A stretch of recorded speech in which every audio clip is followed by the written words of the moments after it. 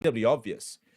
I think sometimes we don't give other players as much credit because we're kind of so used to seeing it from other players. And that's why, like Zach Portman, we've been highly rating and saying, oh, he's a solid player. But it's only when he had that run where he's throwing English players, and now we're like, oh my goodness, Zach Portman looks like the business.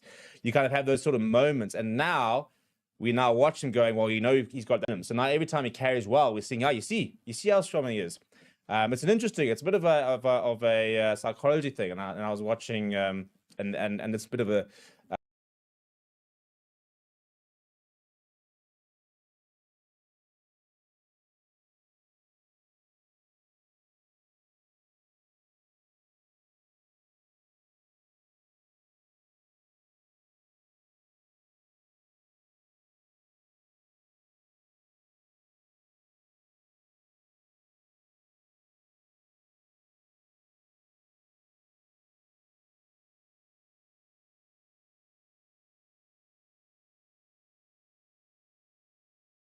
lot of this team has been pre-picked. I think the idea was always to give Vusi Moya an opportunity here. I think the idea was always to give Jaco Williams an opportunity here. Same as a Carly Sardi, same as a Ruben van Heerden. I don't think the plan was to always play Damien Delinde and Jesse Creel in this game. I think that's a decision that has been forced due to Caleb Moody not being available and Andre Esterhuizen not being available. Even Andre Pollard not being available, because they said they've been training a lot with Andre Pollard at 12. Sort of seeing how that goes. So I think that there are pre-picked selections here, and then there are selections which have had to be made because of the injuries. So, they mentioned Oxen Chair being injured. Whether he would have played in these kind of tests, I'm not convinced. I think, again, he would have been a bit of a one-and-done player, but he's not an option. I think they would have liked to have given Evan Etzebeth a run out. I think they would have liked to have given Franco Moss and Lua Diaga some minutes, and they haven't been able to. Whether that was starting or off the bench, who knows? I think Ben Jason Dixon games off the bench becoming quite consistent. I think that's quite deliberate. Same as Jalinder Wessels has been coming off the bench, every game. So that's quite deliberate. They're kind of creating that impact from him. So I think it's definitely a combination of preconceived picks as well as having to adapt with what's in front of us. Harry said, Rusty Earnout, Carlo is a beast and top 14 has a really strong scrum culture. Yeah, they always talk about in top 14, your highest paid player is your fly half and then it's your tight head. So he's currency over there. Bulls Q4M says, game is more open in the second half. Context is key when judging the performances 100%. I think that's also a good point, So it's easy to look at your starting scrum half who is slow, inverted commas, but that's kind of also, again, deliberate. You've got to sort of set the platform. You've got to settle into a game. You've got to start tactically get into it. And then as things started opening up, like this weekend, I think we're going to see Herschel Yankees, Marley Liebach, Damian Willemse. Those are three players who thrive when the game is open. You're going to have Marley Liebach who could be cross-kicking to Jaco Williams and having Damian Willemse coming into second receiver and, counter-attacking. You've got Herschel Yankees, who, again, is very, very quick. And not to say that Kobus Reinach isn't quick, but Kobus Reinach is a very good game controlling player. So he's very good to start a game and set it up, and his tactical kicking is very good.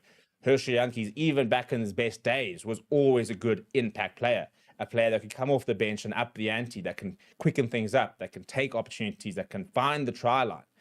So context, as he said, as mentioned there, is very important. And finding out, that's why this past weekend, I think we kind of got it right and wrong to a certain degree. I think that when we had our bench come on, the game got very open, which suited having Jalinder Wessels and Intuka Kunu and Zach Paulson in terms of having a very mobile pack. But I also think that the flip side was that when we deployed our bench defensively, systematically, we weren't as gelled. And I don't think we were all on the same wavelength, which is why we saw the line breaks. And I also think it's at times you've got to find two things. Was our defense this past weekend good enough?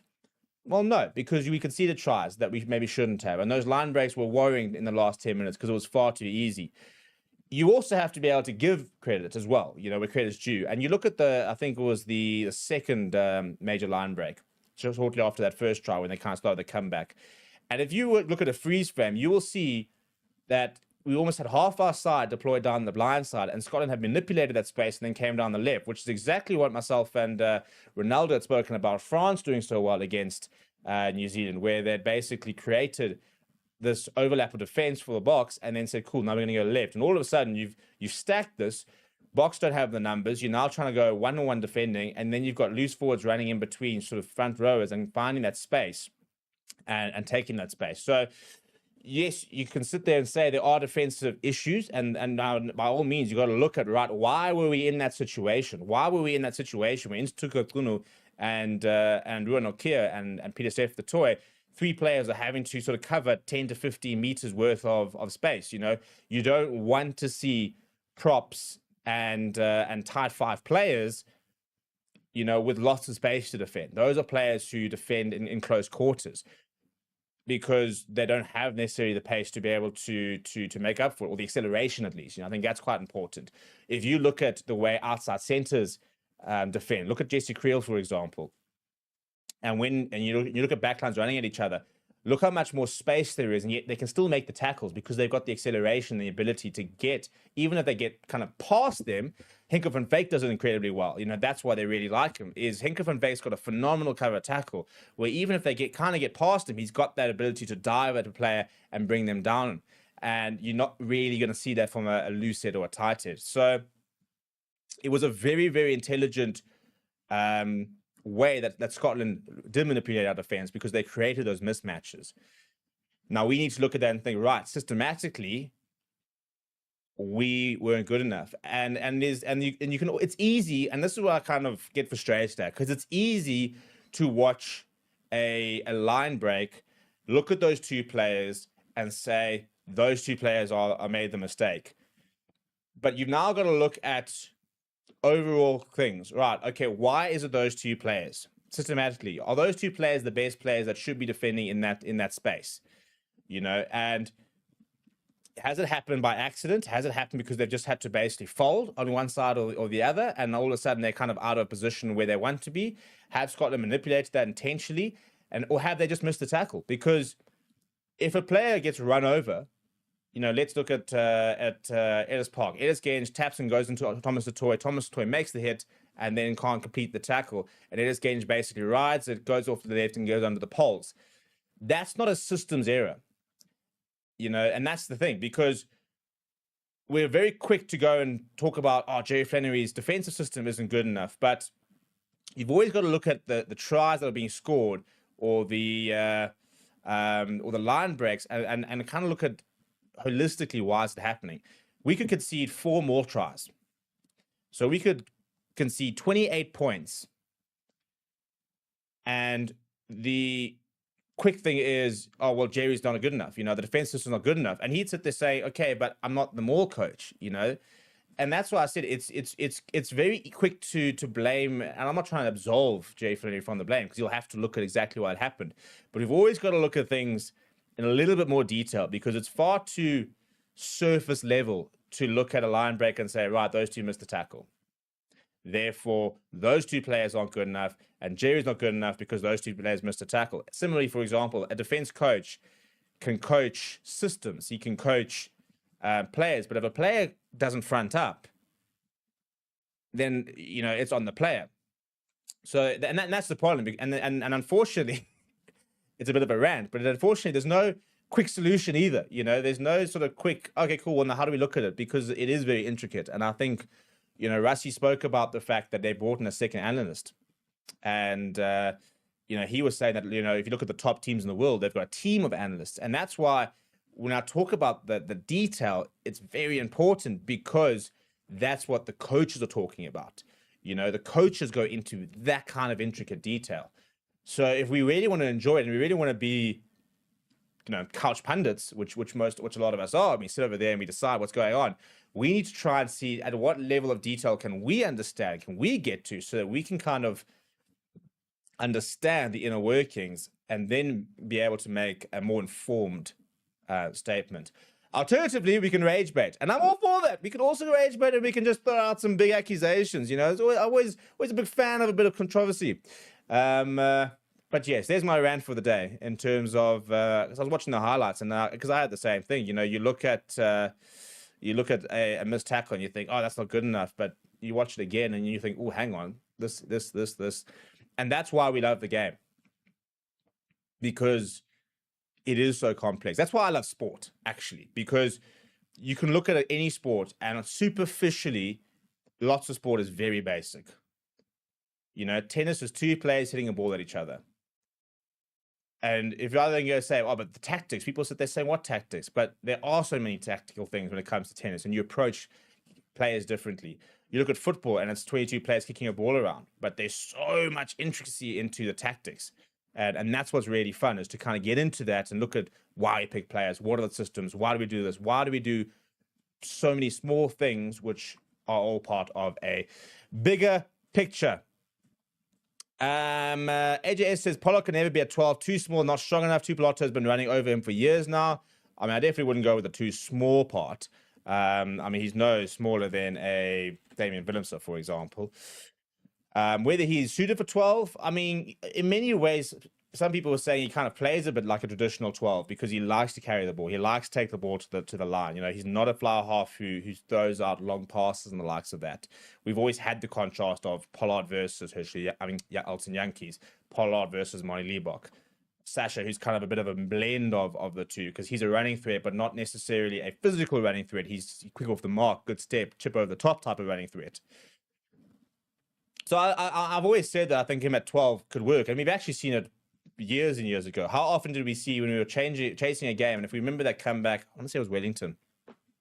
When we came back to win, they deployed Elton Yankees at 10 and put Pollard to 12 and said, right. And it was a really good decision because we kept the goal kicking of Pollard, for example. We kept the reliability of him and the calm head, but we also managed to put in an X-factor flower half who could unlock defenses in an Elton Yankees. And it inspired a comeback. Similarly, for example, with a Monty Liebach. So it's this whole finding ways to complement each other and to try and get as many skill sets and as much experience and as many different party tricks and valuable resources onto a field at any given time, which is a whole different way of looking at rugby. We've moved past this case of, right, we need a loose head who's going to scrum, and we need a lock who can take a line out. Now we look at saying, well, in an ideal world, what resources do we want on a field? The ability to kick well and be competitive under the high ball, the ability to win scrums, the ability to win gain on advantage, the ability to slow down breakdowns, the ability to turn the ball over, the ability to attack from deep, the ability to front up an attack from not deep, on a 5 meter line, how do you get over, the ability to win lineouts, the ability to maul, the ability to and you basically sort of create almost this list and this idea of what we want, and then we go and say, right, okay, how do we get 15 players onto the park at any given time that gives us as much as we can?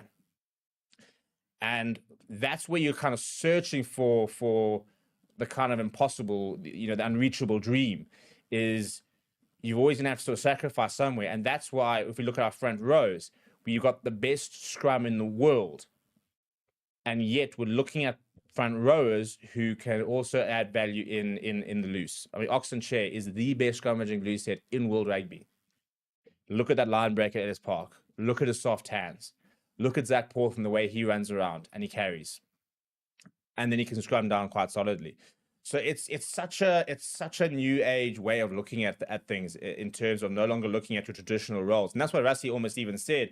The number on the back of the jersey is becoming more and more arbitrary. Andre Este has improved that. He's a number 12, a huge number 12. And they said, well, you're basically a flanker running in the back line. Stop mucking around there and go and play 7 where you belong. And he did. And what you can still do is you can have Andre Estesen who can go and get involved at scrum time and carry within the forwards. And then you can also have Andre Estesen where you can have a 5-man line and you say, right, piss off. Go and stand at the number 12 channel and go and run somebody over. We don't need you to lift somebody in the line out. Go and run somebody over. So now we're getting everything you want from an Andre Esterhuizen. And that's also a big thing. How do you maximize the players you have?